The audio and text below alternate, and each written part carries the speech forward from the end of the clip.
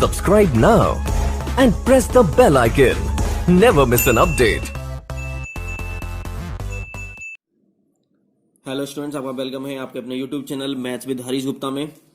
आज हम पढ़ेंगे, ये चैप्टर है हमारा 9 और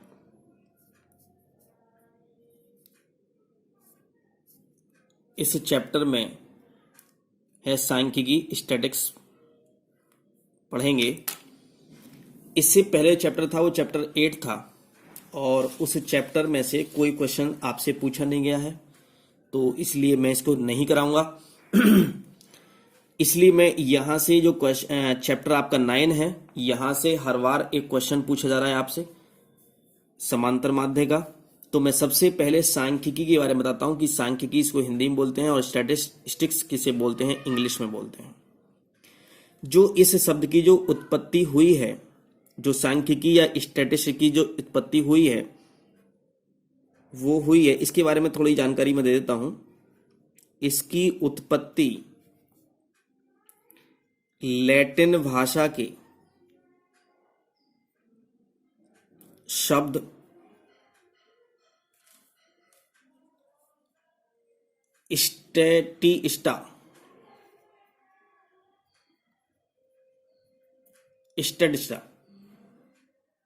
अथवा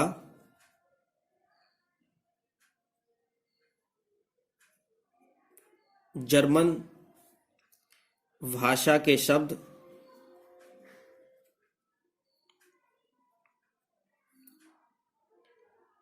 स्टैटिस्टिक STATISTIC से हुई है। अगर आपसे पूछा जाए क्वेश्चन में कि भाई सांख्यिकी जो स्टैटिस्टिक्स है उसकी उत्पत्ति किस शब्द से हुई है, तो आप बताओगे कि इसकी उत्पत्ति लैटिन भाषा के शब्द स्टैटिस्टा से या जर्मन भाषा के शब्द स्टैटिस्टिक से हुई है।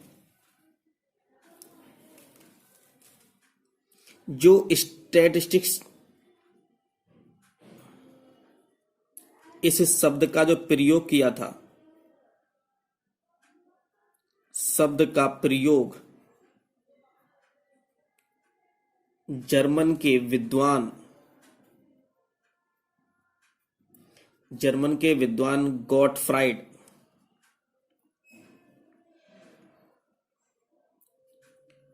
गॉटफ्राइड अकेनवाल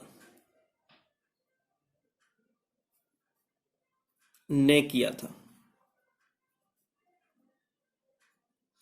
आपसे पूछा जाए कि सबसे पहले स्टैटिस्टिक्स शब्द का प्रयोग किसने किया था, तो सबसे पहले किया था जर्मन के विद्वान गॉटफ्राइड अकेनवाल ने किया था। हमने सांख्यिकी के बारे में जाना और सांख्यिकी में हम सबसे पहले पढ़ेंगे यहां पर समांतर माध्य।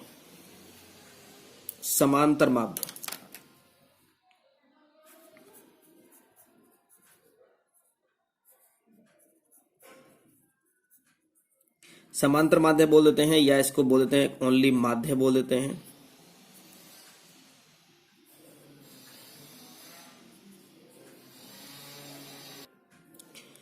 और माध्य बोल देते हैं और इसे मध्यमान भी बोल देते हैं और इसको इंग्लिश में बोलते हैं मीन।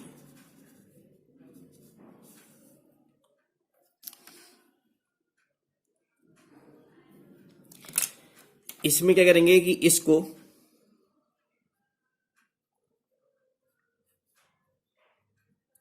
अंकगणितीय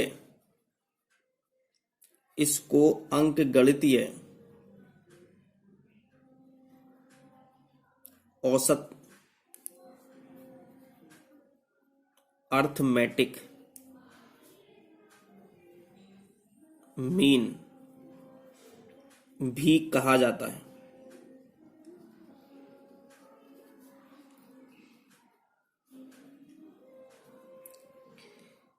यह किसी समूह के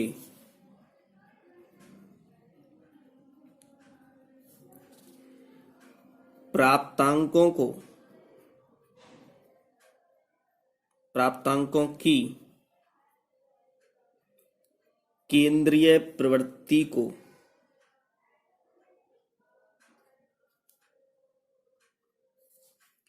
स्पष्ट करता है।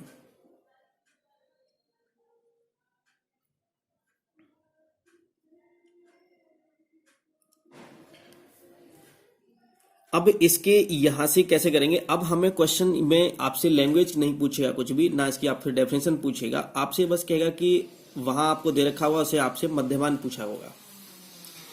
तो यह समांतर माध्य मीन हम कैसे फाइंड करेंगे? तो एक होते हैं ग्रुप्ड डाटा और एक होता है अनग्रुप्ड डाटा होता है। तो पहले सबसे पढ़ेंगे मीन ऑफ अनग्रुप्ड डेटा।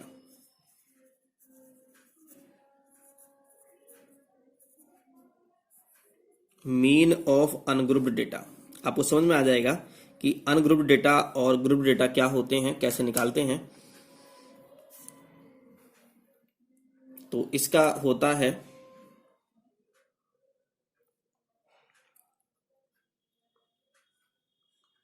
मध्यमान या माध्य इक्वल्स टू होता है योग बटे संख्या। योग बटे संख्या होता है। जिसका भी आपको मीन निकालना हो, मध्यमान निकालना हो, तो उन सबका योग कर दो और जितनी वो संख्या हो उनसे डिवाइड कर दो। तो ये होता है प्रोसेस हमारा किसके फाइंड करने का? मीन फाइंड करने का। और कौन सी डेटा का? अनग्रुप्ड डेटा का। ये अनग्रुप्ड डेटा क्या है थोड़ा ध्यान से समझते हैं। थोड़ा इसके लिए एग्जाम्पल से लेके चलते हैं।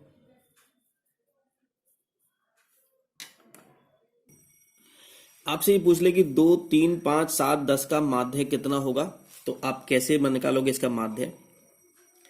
तो मैंने बताया था कि माध्य कैसे निकलेगा।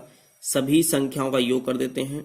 2 + 3 + 5 + 7 + 10 और अपॉन में ये कितने नंबर हैं? 1, 2, 3, 4, 5 से इसको क्या करेंगे? डिवाइड कर देंगे। कितना हो गया ये? 2 और 3 5 और 5 10 और 7 17 और 10 कितने? 27 बटे 5। 5 से भाग कर दो। 5 पंजे 25, कितना? 2 5 चौक 20, तो कितना आ गया? 5.4 हमारा आंसर आ गया। तो ये क्या है? अनग्रुप्ड है, ग्रुप बने हुए नहीं है। ये नॉर्मल संख्याएं दे रखी हैं तो इनको बोलते हैं अनग्रुप्ड बोलते हैं इनको। आगे बात करेंगे ग्रुप्ड डेटा की। तो ये यहां से हमारा आंसर आ गया। एक हम एग्जांपल और लेते हैं जो आपसे एग्जाम में पूछा गया।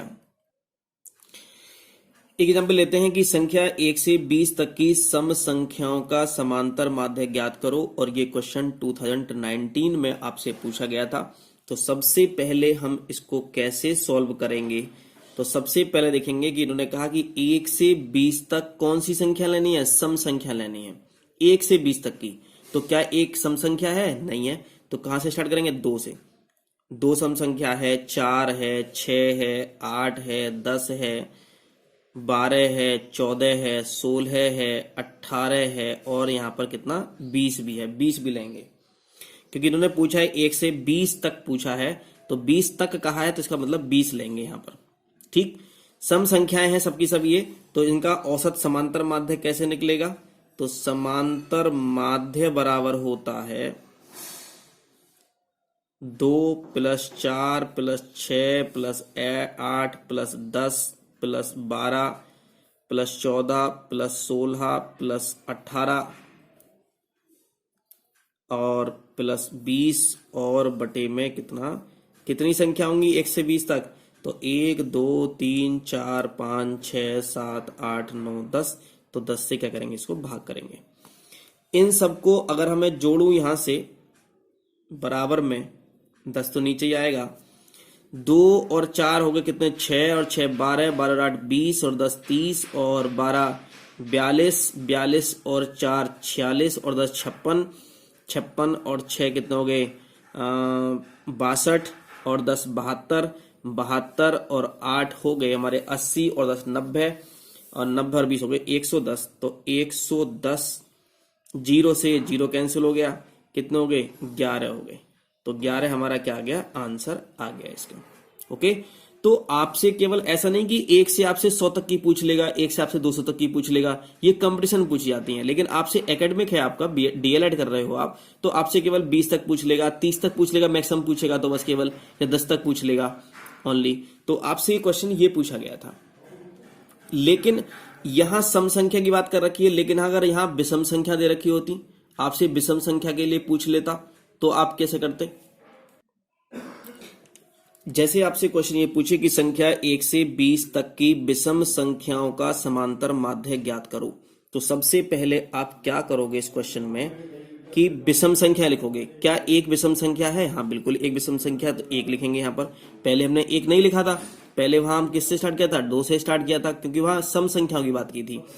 1 लिखेंगे, 3 लिखेंगे, 5 लिखेंगे, 7 लिखेंगे, 9 लिखेंगे, 11 लिखेंगे, और यहाँ 13 लिखेंगे, 15 लिखेंगे, 17 लिखेंगे और 19 लिखेंगे। क्या 20 भी लिखेंगे? नहीं लिखेंगे 20, क्योंकि 20 हमारी क्या संख्या है, वो सम संख्या है हमारी। लेकिन इन्होंने क्या पूछा है हमसे, विषम संख्याओं के बारे में पूछा है। तो इसका समांतर माध्य कैसे निकालते हैं? तो समांतर माध्य बराबर होता है 1 + 3 + 5 + 7 + 9 + 11 + 13 + 15 + 17 और हो गए +19 अपॉन में कितनी संख्या हो गई है, 1 2 3 4 5 6 7 8 9 10 हो गई है। 10 यहाँ रख लेंगे इसे। इन सबको ऐड करो, ऐड करने पे 1 3 कितना, 3 और 1 4, 4 और 5 9 और 7 16, 16 9 25 और 11 36, 36 और 3 39 और 10 49, 49 49 और 5 हो गए 54 और 10 64, 64 और 7 हो गए 71 और 10 कितना 81, और 81 और 19 हो गए हमारे 100। तो 100 को भाग कर दो किससे, 10 से। 0 0 कैंसिल, कितना आ गया, 10 हमारा आंसर आ जाएगा। तो आपसे ऐसे क्वेश्चंस पूछे जाएंगे, तो आप इस तरह से इन क्वेश्चंस को सॉल्व कर दोगे। आगे बात कर देते हैं, कुछ दूसरे टाइप क्वेश्चंस करते हैं जरा। एक क्वेश्चन हम यहां पर लेते हैं कि इन्होंने देखा कि एक कक्षा में 50 छात्रों का भार किलोग्राम में निम्नलिखित सारणी में दिया गया है। पहले हम नॉर्मल क्वेश्चन हम कर रहे थे, अब हम कर रहे हैं कि सारणी वाले क्वेश्चंस कर रहे हैं। ये भी अनग्रुप्ड डेटा ही होता है, ग्रुप में नहीं होते हैं। तो हम इन क्वेश्चंस को कैसे करेंगे, हम यहां पर एक क्या करते हैं, सॉल्व कैसे करेंगे। आपको क्वेश्चन ऐसे ही दे रखा होगा, बिल्कुल इसी टाइप का क्वेश्चन दे रखा है। आपसे 2017 में पूछा गया, 16 में पूछा गया, 18 में आपसे पूछा गया, इसी टाइप से क्वेश्चन में। अब देखते हैं क्या कैसे करते हैं इस क्वेश्चन को। तो हम क्या करते हैं, यहां से एक टेबल बनाते हैं। टेबल बनाते हैं तो सबसे पहले लिखेंगे यहां पर हम भार,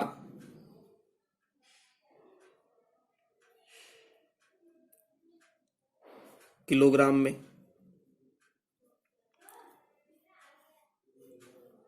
फिर दूसरा लिखते हैं हम यहां से बारंबारता। इसको क्या लिखेंगे, जब भी संख्या दे रखी होगी किसी की भी, तो हम वहां लिखेंगे बारंबारता,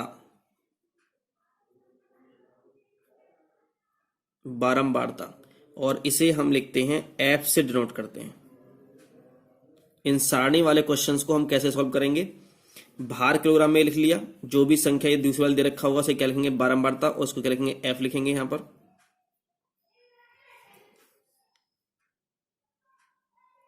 और इसको क्या लिखेंगे, इसको एक्स से डिनोट करते हैं, इसको एक्स से डिनोट करते हैं और इसको एफ से डिनोट करते हैं। और आगे लिखेंगे हम यहां पर एफ मल्टीप्लाई एक्स लिखेंगे। और ये हम इस तरह से हम इसको सारणी टेबल बना लेते हैं।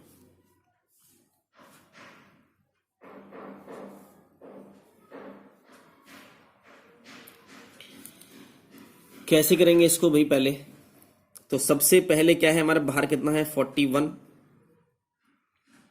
इसमें बारंबारता कितनी है 14 दे रखी है। जब 41 की आप 14 से मल्टीप्लाई करोगे तो ये आ जाएगा हमारा 574। एक तो ये हो गया आपका।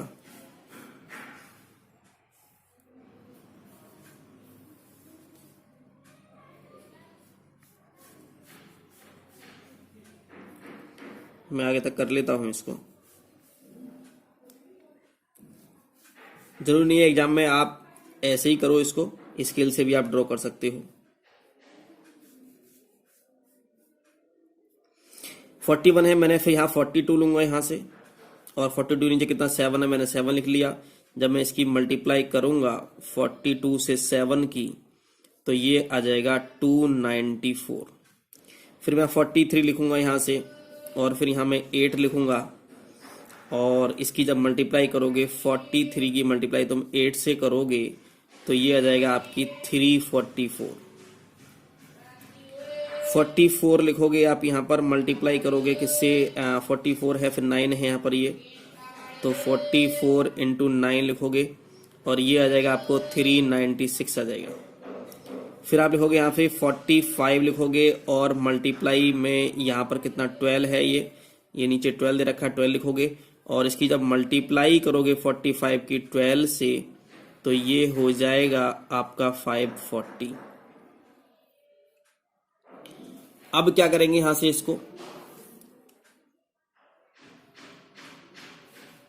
इसको हम क्या करते हैं,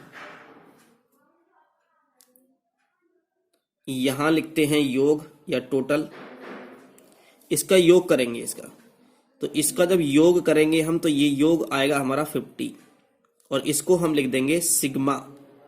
इसको हम जो ये एम सा बना हुआ है, उल्टा एम सा बना हुआ है ये वाला, इसको बोलते हैं सिग्मा, और सिग्मा का मतलब होता है योग, तो सिग्मा एफ ये आ गया। ऐसे ही इन सब का योग करेंगे, पूरे का योग करेंगे और जो योग करके लिखेंगे वो आएगा हमारा 2148। और ये किसकी वैल्यू है, सिग्मा एफ एक्स की वैल्यू है ये, तो हम इसको लिखेंगे सिग्मा। सिग्मा का मतलब क्या होता है, इसका योग होता है, और ये क्या है एफ एक्स, तो हम यहां पर एफ एक्स लिखेंगे, सिग्मा एफ एक्स। जब टेबल बनी हुई होगी और हमसे समांतर माध्य पूछेगा तो हम उसको इस तरह से ही टेबल बनाएंगे। और समांतर माध्य का सूत्र क्या होता है, समांतर माध्य बराबर होता है sigma f x upon sigma F. Sigma का मतलब कुछ नहीं है, सिग्मा का मतलब यह है कि इनका योग एफ एक्स जो भी होगा योग होगा, और सिग्मा एफ का मतलब है कि एफ में जो भी दे रखी है ये सारी चीजें इनका योग है, मतलब सिग्मा का मतलब योग होता है। इस बात को ध्यान रखेंगे बस केवल, और कुछ नहीं सोचेंगे इसके बारे में। सिग्मा एफ एक्स कितना है आपका 2148 दे रखा है, अपॉन कितना 50 ये दे रखा है। इसको इससे क्या करेंगे, डिवाइड कर लेंगे, और जब डिवाइड करोगे तो ये आ जाएगा 42.96 kg आंसर। ये आपका आंसर हो गया।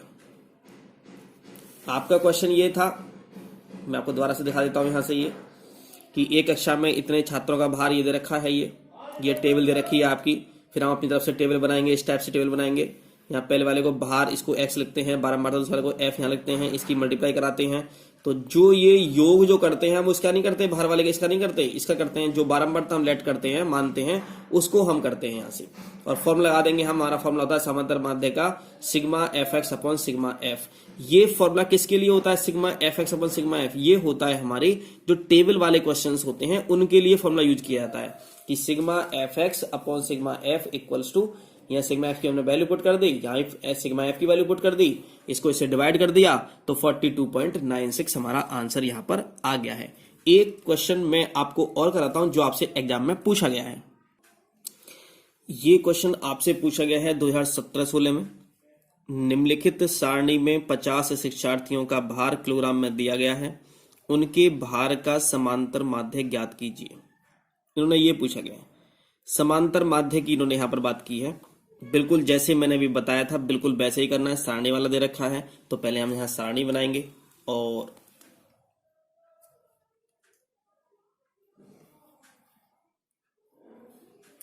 पहले लिखेंगे यहां पर भार,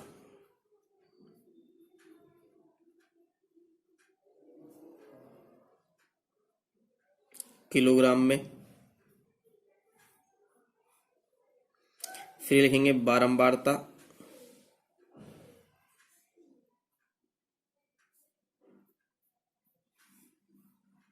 और इसको एफ से रिप्रेजेंट करेंगे और इसको एक्स से रिप्रेजेंट करेंगे। और यहां लिखेंगे हम f मल्टीप्लाई x।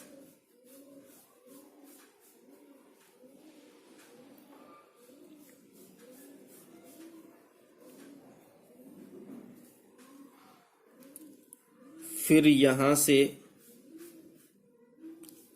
भार कितना 40 है, ये बारंबारता कितनी है 40 की, नहीं आगे 4 दे रखी है 4 दे रखी है, मैं पूरा लिख ही लेता हूं वैसे इसको पूरा।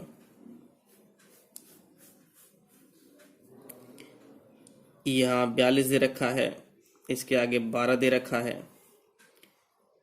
यहाँ फिर 43 दे रखा है, यहाँ फिर 44 दे रखा है,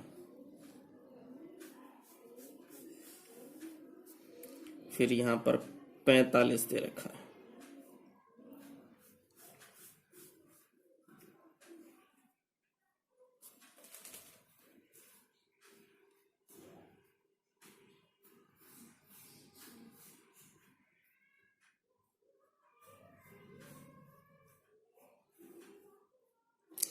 यहाँ 4 है, 12 है, फिर यहाँ 18 लिखेंगे, फिर यहाँ 10 लिखेंगे, फिर यहाँ 6 लिखेंगे, इसकी इससे मल्टीप्लाई कराएंगे। तो जब इसकी इससे मल्टीप्लाई कराओगे तो कितना 160 हो जाएगा, इसकी इससे मल्टीप्लाई कराओगे तो कितना 504 हो जाएगा, इसकी जब इससे मल्टीप्लाई कराओगे तो 774 हो जाएगा, इसकी जब इससे मल्टीप्लाई कराओगे तो 440 हो जाएगा, इसकी जब इससे मल्टीप्लाई कराओगे तो यहाँ हो जाएगा 270 हो जाएगा, 270। फिर हम यहां नीचे लिखेंगे